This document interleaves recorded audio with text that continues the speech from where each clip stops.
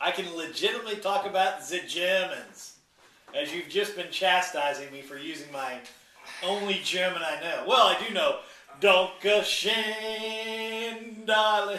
They don't pay me enough. Dankeschön. Apparently they're holding us up for $5 million.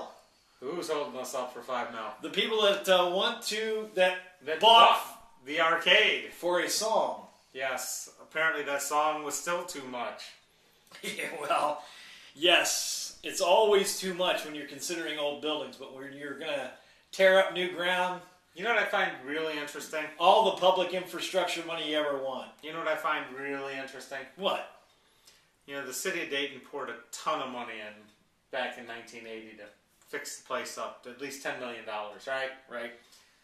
And then somehow, magically, the building got sold to Tom Danis for the paltry sum of $36,000. $36,000. So shouldn't that have been the value on the books for the taxes? And all those years when they were piling up taxes on whatever they thought was the real value of the arcade, they weren't doing anything other than economically depressing the community. Had they adjusted the tax base down to $36,000, I'm sure somebody would have figured out something to do with it. Well, that thing's an old building, which I love, and so it's actually multiple old buildings. It's like 5 or 7 old buildings. I know. I did the environmental site assessment on it a long time ago, probably when Danis purchased it. Oh, there you go. You probably win. You worked for the man. Well, yeah, I worked for him. That's how I know all these things. I did the Y before it. Okay. Thought I was going to get histoplasmosis up there with all those pigeon droppings. Jeez. Look that up. Anyway, that was always the big scare, histoplasmosis. But the reality is, you know, Mr. Berg paid, you know, $684,000 in these back taxes, and then what's he do the first time taxes are due? Doesn't pay him. Doesn't pay him. And then next thing he does, oh, we need a contribution. Well, I never understood what the Germans saw in it anyway, except for it's a beautiful building. And if you put it in Germany, it'd be worth, you know, a couple $100 million probably. Oh, easy. Because, you know, they think ahead in Germany.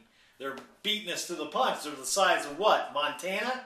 And they're the size of freaking Montana, and they send out more stuff than we do. They maintain their industrial base. They maintain their infrastructure, their skilled I mean, workforce. they thought for the future. They have health care. Yes. They have retirement and plans. they don't have any oil. They don't even have any of the same stuff that we have. They have public transport and trains. But everybody from, Gene would say, but everybody from Germany wants to come here. And they and they have faster internet access. Yes. Yes, all those things that makes... But we have Wall Street. We're a third world nation thanks to them. Yeah, we are a third world nation thanks to our greed over money and our citizenry that is... Can you spell it? D-U-M-B. So, as to handing over another $5 million for the arcade, no. Give it up. But I tell you what we could do. We'll give them a $5 million tax credit for buying one of these small little nuclear package plants so that they can run their boiler system. Because all those systems, all those things were originally on the steam system. Central steam. What a smart way to do. Which we got rid of because DP&L wasn't making money off of it. Well, we got rid of it because we blasted DP&L. Instead, we wanted to own our roadways instead of what? Energy infrastructure? Makes no sense. No. But no, I say basically, forget the nuclear power option, but there's the little plants we could package and put in there and sell each. Is that a nuclear plant in your handbag, or are you just happy to see What's wrong with that? That's nothing but the future. No, give him a tax breakdown to what he paid for the building. Say it's valued at $684,000, and it'll stay that way as long as for every million he puts in for X number of years. And quite simple, there you go. But cash up front, taxpayers don't have it. And, you know, realistically, before you ask us for some money, you better tell us what you're planning on doing with it. Yeah, how you're going to make some money with that money. Because unless you're either opening a brothel or a casino, I don't see a whole lot of people coming down. Or opium den, as Greg likes to put it. Well, you know, the Germans are very practical.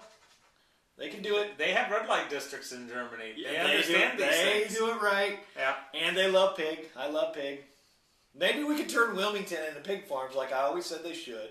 Wilmington. And, yes. What, Wilmington, the whole... Ohio, because they no longer are going to do anything for the airport. Okay. And we're getting the new Slim Jim thing. I Oh, always yeah, said you could turn that pork from Wilmington up into a Slim Jim. I think Slim Jims are made of beef, but I could be wrong. Well, they're made of anything that is somewhat Be chewy. nice. You don't know, you don't say. That's right. It's like sausage, which I had this morning. Anyway. Bacon eater, big time. Yes. Yes, Landis. Go to the farmer's market. Enjoy the day before it snows this weekend.